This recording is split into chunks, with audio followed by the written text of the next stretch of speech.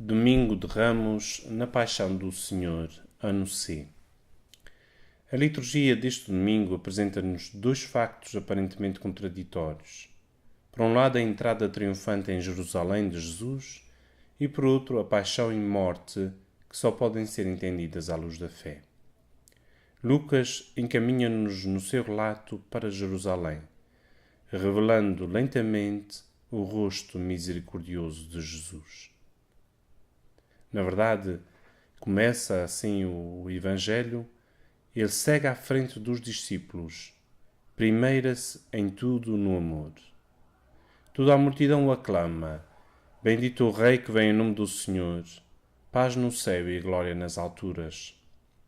Aclamação esta que evoca a dos anjos na noite de Natal, assim como as aclamações dos profetas. Ainda que os tentem calar, Jesus responde: se eles se calarem, clamarão as pedras. Deste modo, o Evangelho não pode deixar de ser anunciado até aos confins da terra. Jesus, sentado sobre o jumento da paz, é um rei diferente, manso e humilde, que vem em nome do Senhor.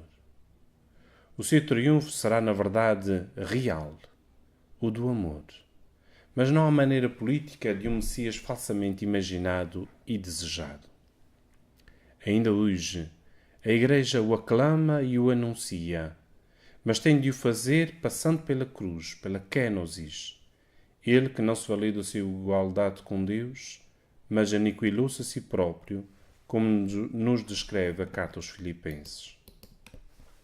Todos os evangelistas nos relatam a paixão e morte do Senhor detalhadamente. Dedicam a isso uma grande parte dos evangelhos. É, na verdade, a mais importante.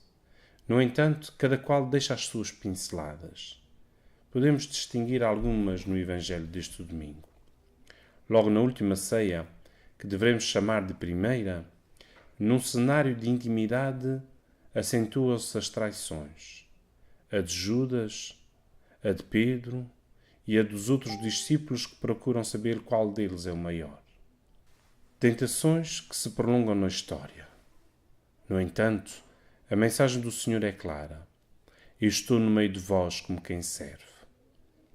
E é neste contexto de entrega e doação de vida que Jesus institui a Eucaristia. Fazei isto em memória de mim. É isto que os discípulos deverão tornar presente. Um Jesus de amor. No Monte das Oliveiras, Jesus convida insistentemente à oração. Orai para que não entreis em tentação. No meio do cenário, entre estas duas importantes advertências, o texto diz que Jesus orava de joelhos e depois orava com mais insistência ainda até derramar sangue. Em contraponto, os discípulos dormiam. Sem oração e intimidade com o Senhor, nunca poderemos entender os seus passos e abrir o nosso espírito ao seu. Ao longo do relato, os discípulos têm atitudes muito diversas. Judas trai-o com um beijo e amargura na sua impiedade. Pedro também o nega, mas Jesus olha-o com um olhar profundo e fixo. Vê o seu coração. A sua misericórdia novamente é enorme. Precisamente falham os que lhe são íntimos. Em contrapartida, Simão de Cirene ajuda-o a levar a cruz e as mulheres que sempre o acompanharam no Evangelho de Lucas choram por ele. São exemplo de verdadeiros discípulos ou discípulas. Seguem-no, diz-nos o relato, os amigos, e as mulheres mantinham-se à distância, observando bem estas coisas. Na verdade, é importante observar com os olhos da fé todo este relato. Observar bem como fizeram os discípulos. No final, Jesus está entre ladrões, como esteve, aliás, entre pastores no presépio em Belém. Novamente, ali está entre os últimos da sociedade e agora entre os condenados.